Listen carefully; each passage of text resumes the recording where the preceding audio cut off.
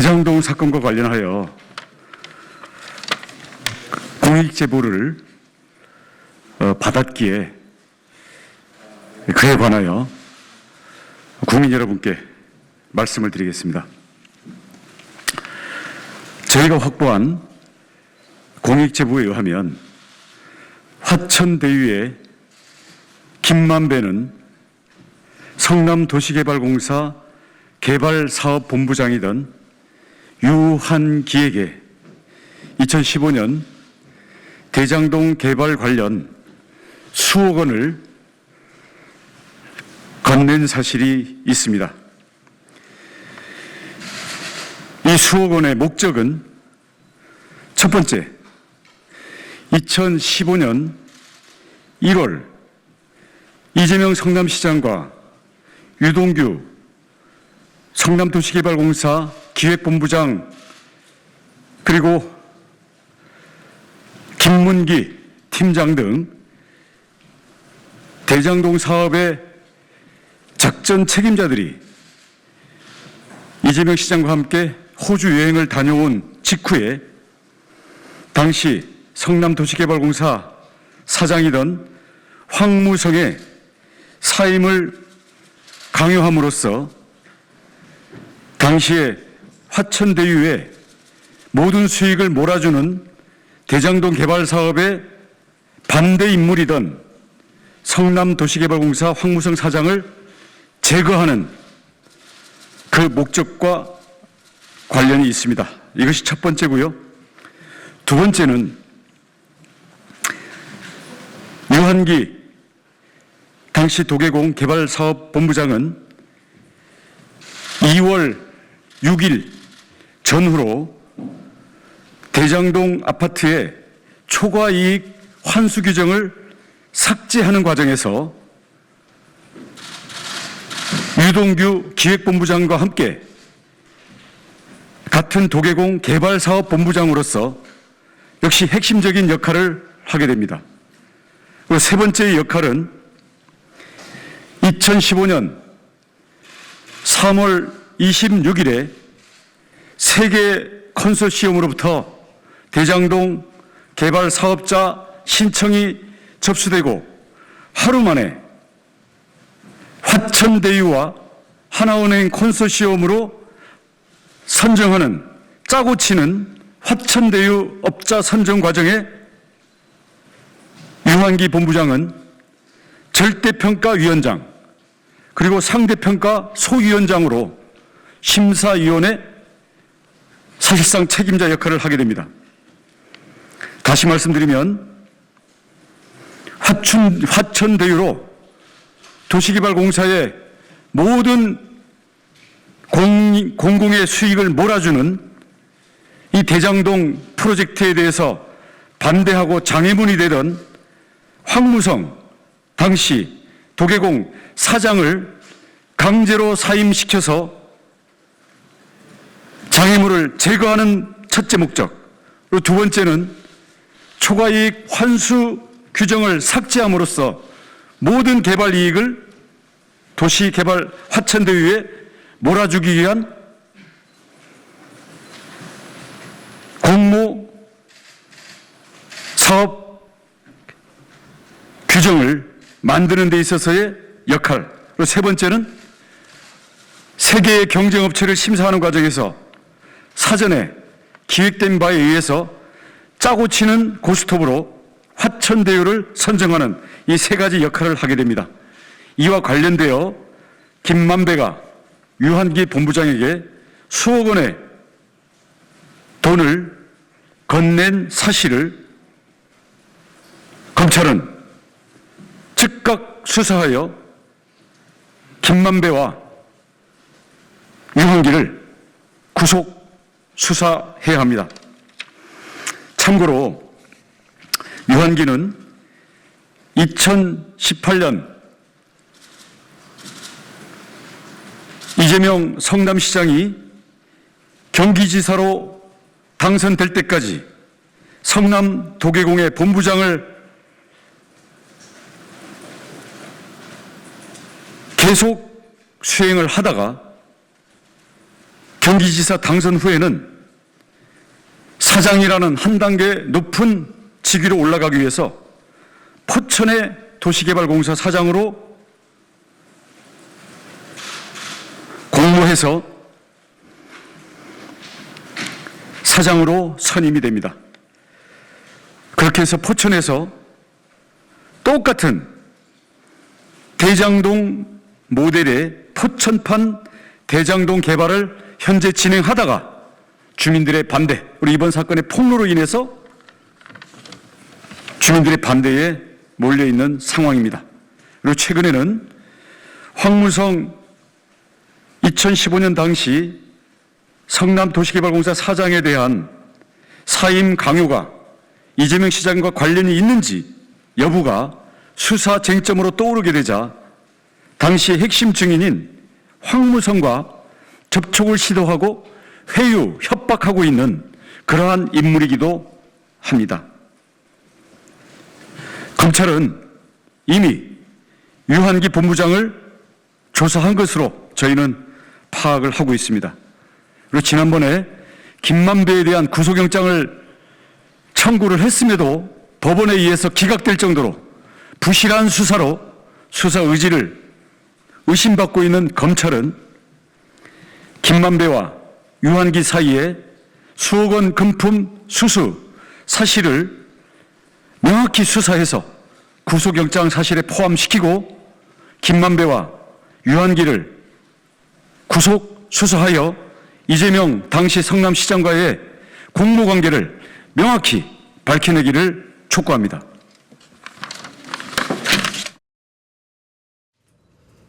저희는 내용을 상세히 알고 있습니다마는 제보자는 자기의 모든 인생에서의 인간관계와 그동안에 쌓아온 경력 기반의 희생을 감수하고 저희에게 제보를 한 겁니다.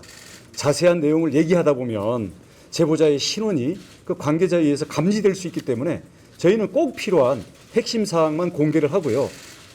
만약에 검찰이 공익 제보자라는 그 보호장치를 제공하면 저희는 검찰에 그 내용을 상세히 제공하겠습니다마는 이 내용은 검찰이 저는 이미 알고 있다고 봅니다.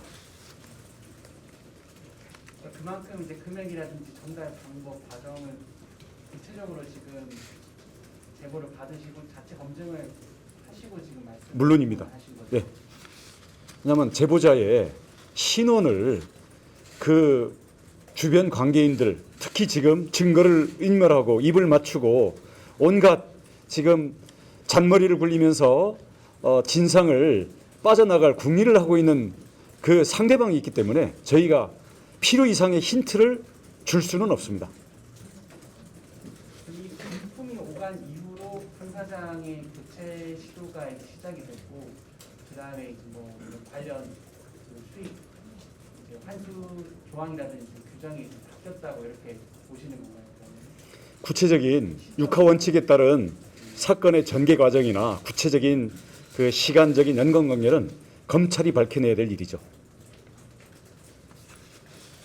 의원님 아까 첫 번째 질문에 답변하시면서 검찰이 이 부분에 대해서 이미 인지하고 있을 거라고 이제 말씀하셨는데 그렇게 생각하실 만한 혹시 약간 뭐 정황 증거나 이런 게 있을까요? 그 부분도 저희가 구체적으로 얘기하게 되면 제보자의 신분에 대한 힌트를 주게 됩니다. 그 점에 대해서 양해를 해주시기 바랍니다.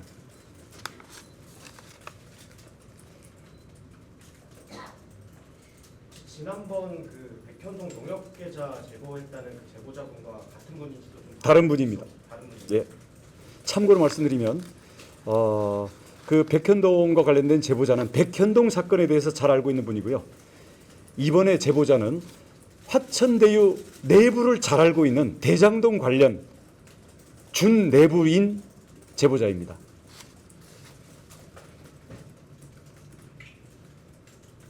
추가 질문 없으십니까? 아니요, 좀 그 김만배 씨 S사에 좀 흘러갔다 변호사들이 전화로 연결되는 잠깐 저 잘 정확히 안 들려가지고요. S사로 좀 흘러갔다 해서 연결돼가지고 그 부분을 생각합니다. 잘 들었나요?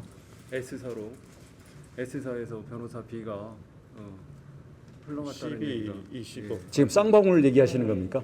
그 사건과는 지금 전혀 저희가 지금 얘기하는 건 그와 관련이 없습니다. 그 부분에 대해서는 저희가 별도의 시기에 저희들이 뭐 언론이나 추측성 이런 부분들을 가지고는 저희는 발표하지 않습니다. 명확히 검증을 해서 할 텐데 미리 예고차 말씀드리면 쌍방울 자금은 조폭 그리고 대북 사업과 연결되게 되는 커넥션들이 있어서 저희들이 심층 추적 중입니다.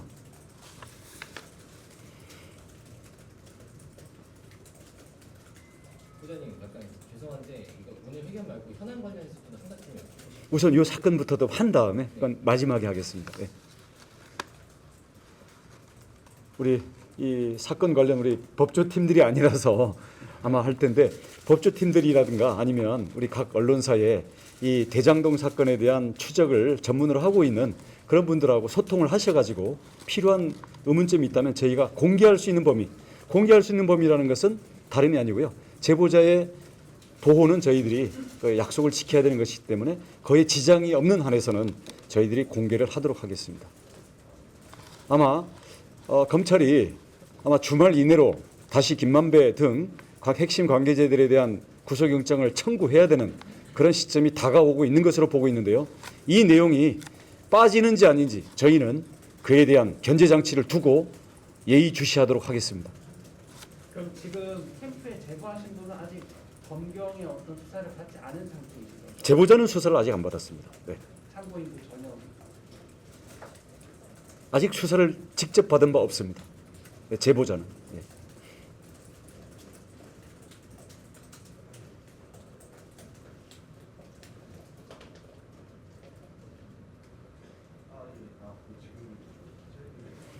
자, 그러면 예, 우리가 그 배포한 자료를 보시고서 혹시 필요한 의문이 있으면 우리 김재식 우리 대장동 게이트 특별 팀의 우리 단장이시고 우리 손영택 변호사 역시 같은 책임자이시기 때문에 두 분께 연락을 주시면 저희들이 지켜야 되는 최소한의 범위를 제하고는 취재에 협조하도록 하겠습니다. 예, 아까 말씀하시려던 예. 사실 오늘 여쭤보고 싶은 게 많은데 제일 처음으로 이제 이재명 지사의 이제 음식점 총량제 관련해서 오늘 아침에 SNS도 올리셨어요. 음식점 총량제. 예, 예. 네, 그 부분은 약간 좀 육성으로 좀 여쭙고 싶은데 혹시 그거에 대해서 어떻게 평가하시나요? 저희 캠프의 경제 전문가들하고도 뭐 긴급 검토를 했습니다마는 우선 아무 말 잔치고요. 그리고 시장에 가니까 음식점 자영업자를 향해서 음식점 총량제를 검토하겠다고 하는 정말 악성 포퓰리즘이자 그것이 낳을 부작용 그리고 그것이 실제 실현할 수 있는지에 대해서 아무런 검토도 돼 있지 않은 상태에서 일단 지르고 보는 그런 이재명식 아무 말 잔치의 공약이라고 생각합니다. 거기다가 문제가 제기되니까 거기에 대해서는 단순히 그냥 아이디어 차원에서 그러면 어떨까라고 생각해봤다라고 다시 그것을 말을 바꾸고 있는데요. 그런 무책임한 지도자를 국적의 책임 자리에 갖다 놓는 것은 우리 국민들의 안전과 미래를 너무나 큰 위험에 빠뜨리는 위험천만한 선택이 될 것입니다. 생각해 보십시오. 그건 말이 됩니까? 음식점 총량제 하면 어떤 업종에 어떤 규모의 어떤 메뉴들을 기준을 가지고 총량을 설정할 것입니다. 그 자체가요.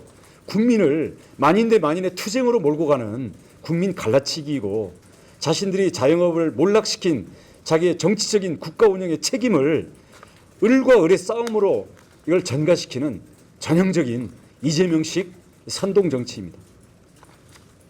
오늘 당 지도부에서도 이제 경선 과열이라든지 어제 좀 돌았던 김기현 원내대표 사칭 문자라든지 뭐 이런 것도 좀 경선 과열 우려하는 목소리도 좀 나오고 있습니다. 특히나 이제 뭐 홍준표, 윤석열 후보 간에 혈전의 수위가 좀 높은 거 아니냐. 초선 의원들도 좀 정보 우려를 하는 성명을 냈는데 후보님 같이 이렇게 경선을 하는 입장에서 경선 과열에 대한 우려 그리고 나중에 원팀으로 종합할 수 있을지에 대한 좀 외부의 강압적인 우려에 대해서 좀 어떻게 보시는지. 저는 뭐 아까 뭐 무슨 사칭이니 이런 문제는 잘 모르고요. 우선 아는 바가 절 없으니까 그에 대해서 할 말은 없고, 한 가지 짚어야 될 것은 토론은 당원들과 온 국민들이 지켜보고 있고 후보와 캠프가 과연 어떤 문제에 대해서 관심을 가지고 어떤 준비를 하고 있고 어떻게 국가 운영을 할 건지에 대한 국민과의 대화입니다. 근데 그것을 뭐라고 그랬죠? 야비한 질문이다? 대통령이 될 사람에게 탄소세에 대한 입장을 물어보는 게 야비한 질문입니까? 그리고 제가 골탕 먹이기 위한 질문입니까? 저는 언론을 대할 때 어떤 곤란한 질문, 어떤 불리한 질문이 오더라도 나는 그것이 국민의 질문을 대신한 것이라고 생각하기 때문에, 그리고 제1의 국민이기 때문에 저는 제가 불리하더라도 성의껏 대답하고 그런 자세를 갖고 있습니다. 하물며 대통령이 되겠다는 사람이 온 국민이 지켜보는 가운데 TV 토론을 하는데 다른 후보가 던지는 질문이 국민의 한 사람으로서의 질문의 가치도 없는 것입니까? 그러면서 본선 가서는 잘하겠다고요? 그런 억지스럽고 자신이 실제 국민의 삶과 국가의 현안에 대해서 관심도 없고 준비도 안 돼 있다는 것을 그런 식의 뻔뻔하고 적반하장식의 토론 태도, 여기에 대해서 국민들이 명확히 심판을 하셔야 됩니다.